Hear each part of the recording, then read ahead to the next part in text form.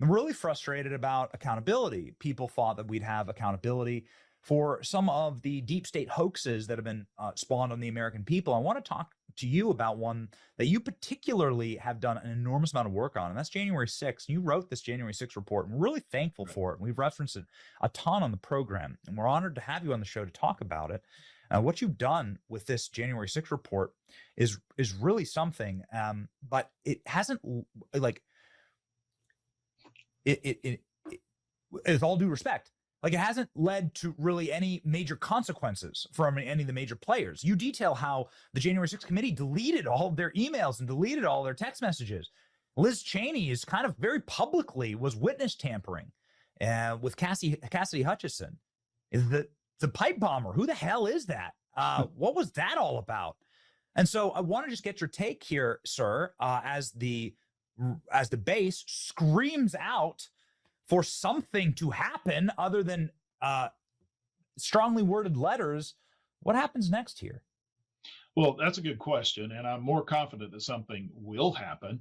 As you know, the Congress, the legislative branch, we don't really have enforcement powers. That's the executive branch.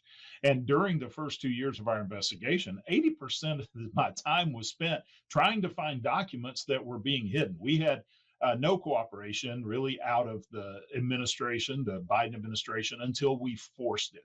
We had to force it with threats of subpoena. And fortunately, there were several brave souls to step forward as whistleblowers that got us into the right direction. And we surprised a lot of people with the documentation that we were able to uncover.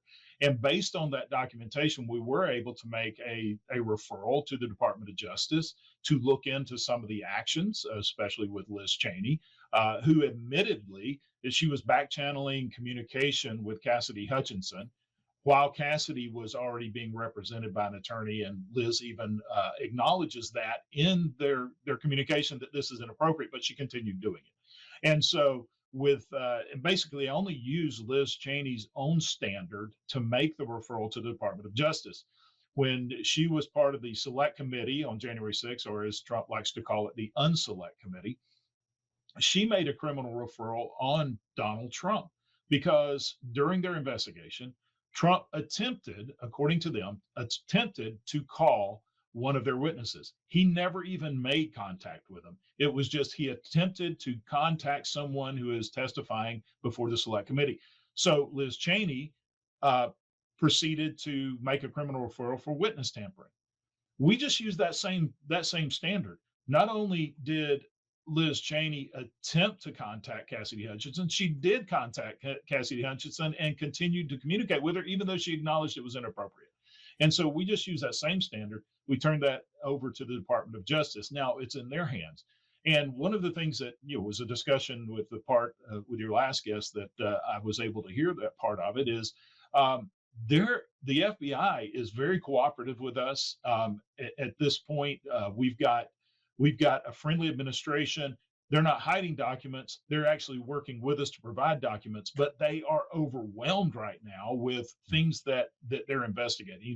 President Trump came out with an executive order. I want you to look into these things, look into January 6th. And this went across the board to all the departments, because when you look at January 6th, there wasn't much of the federal government that wasn't involved in some level that we found out during our investigation. So from Department of Homeland Security, DEA, you got the FBI, DOJ, Department of Defense, all of them have been instructed to investigate their involvement in what happened on January 6th, as well as the COVID crisis, as well as the 2020 elections.